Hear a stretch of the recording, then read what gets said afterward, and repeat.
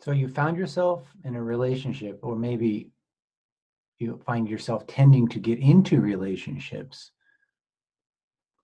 where you're often confused.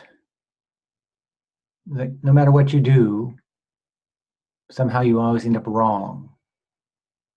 Even when you think you have a legitimate grievance, it's turned around on you with a statement like, oh, now you're going to complain about that too? Why do you have to make such a big deal about it? Or even maybe the person might deny that whatever occurred, their transgression, might deny their transgression entirely by saying, you're crazy, that didn't happen. And because of your empathetic nature, or because you tend to give people the benefit of the doubt, instead of doubting them, you tend to doubt yourself. In all likelihood, you are in a relationship with a highly narcissistic person who has been lying to you and manipulating you and causing you a great deal of inner turmoil as you begin to lose trust in yourself. It's a very painful place to be. I know because I've been there. And one can spend years or an entire lifetime immersed in such relationships where it just seems that the other person is completely dominating us, that we really can't get a word in edgewise. They seem to twist everything we say around to their advantage.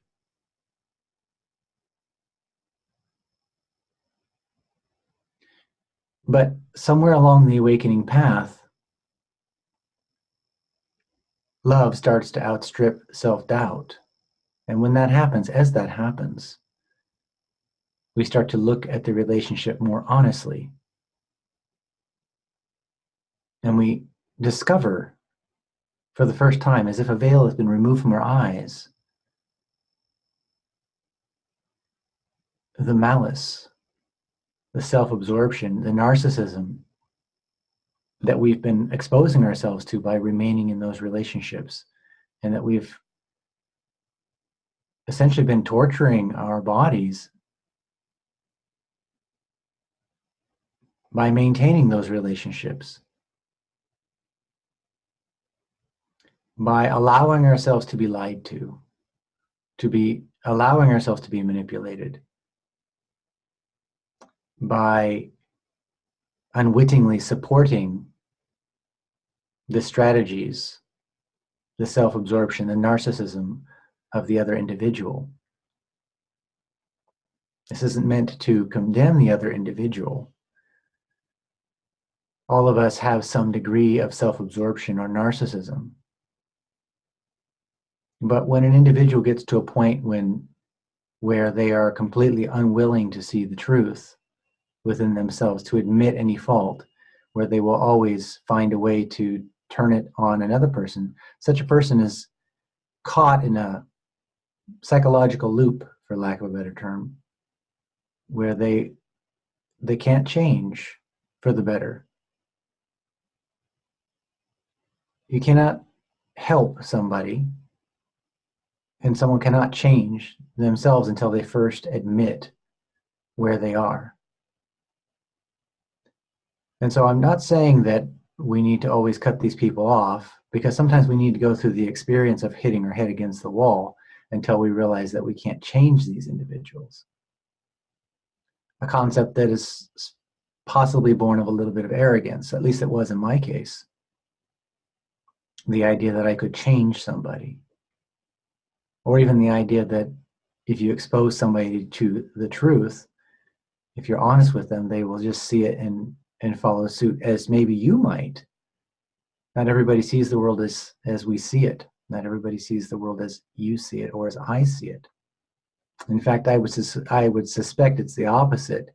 If you are actively embracing the awakening process, chances are very few people on the planet see the world as you see it.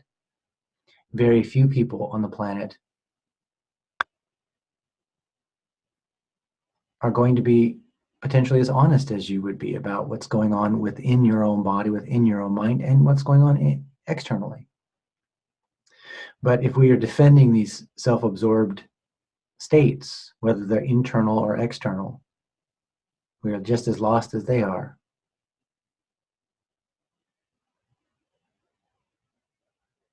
Once you get to a point where you're no longer willing to bang your head against that wall, at some point you've reached the point where you have near perfect trust that the other person is going to continue abusing you. You've essentially given up on the idea that you're going to convince them to change or improve, because you've seen the pattern over and over and over again. Even if they do ever apologize, which would be very rare for a narcissist to do, it's almost an impossible act. Within a week, within a few days, they'll be doing the same thing again. That's the general pattern.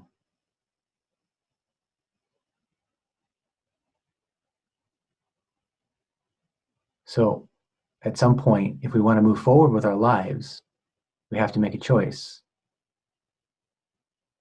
And generally speaking, that will be to move on, to leave them behind. Open to the possibility that someday they may change. In such a case, you could potentially reconcile. You're not obligated to do that. What I would recommend is that you do forgive. And by forgiveness, I don't mean reconciliation. What I mean is by forgiveness is to hold no malice toward them and to wish them the best in their life, even if that doesn't include you. We should be careful not to confuse forgiveness with reconciliation. To reconcile means that both parties are honest, that both parties could admit what actually occurred and come to an agreement and continue to work together. But if one of those parties is unable, one or both of the parties involved are unable to be honest and make a positive change with regard to the thinking or behavior, then reconciliation is not truly possible without further abusing ourselves, which an awakening soul doesn't support abuse of others or oneself. The awakening process really is not about self-flagellation.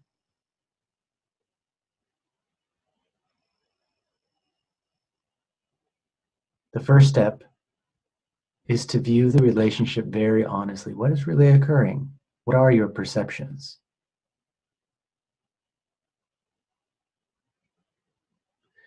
Is there a balance in the relationship? Is one person speaking constantly and the other person not? Is one person dominating the ideas such that every time you try to put your idea forward, it's stupid or ridiculous or that sort of thing? Essentially, is there a mutual respect? If there's not, it's probably a toxic relationship. And if we are willing to maintain such toxic relationships, what example does that show to our children? And in what way does that support our soul? It provides a terrible example for our children who are likely to get into the similar type relationships. And certainly that desire doesn't represent our soul. Why then do we stay in such relationships? Sometimes it's a feeling of obligation. Well, the person's family, and you're just always supposed to be there for family. That's what we've been taught culturally. But I would suggest that a person who doesn't love or respect you is not truly family. Family is much more than just genetics. I would say that there's a vampirism going on there, that in such a relationship, the other is maybe more functioning like a parasite or even an enemy. Truly, family are supportive of each other for the best benefit of the family, of each other, and society.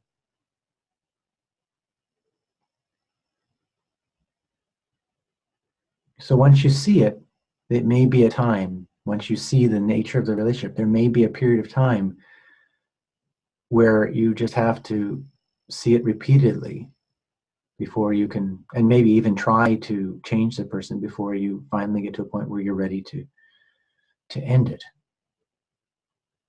And that is as it ought to be.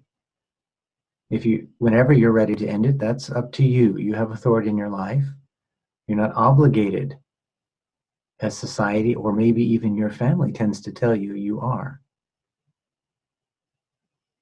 You have authority in your life to choose who you want in your life.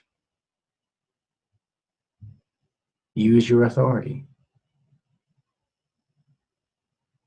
Gravitate toward people whom you respect and whom respect you, who have a meaningful direction in life, and who would support you to bring out the best of your qualities so that you can find and aim towards meaning in your life, towards that which you're passionate about.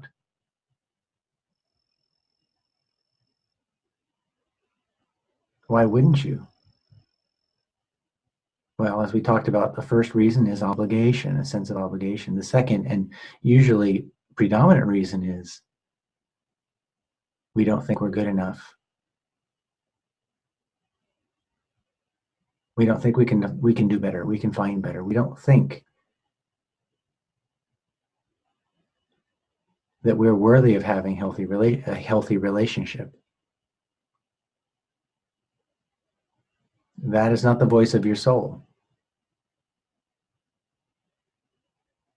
That is the voice of something very dark inside, something very misleading. It is the voice of the thing that we are awakening through and from. The only way to wake up through and from it is to see it in ourselves, see it in others. Stop feeding it, and to start listening to the voice of our soul, the voice of meaningfulness within us, and moving ever toward that.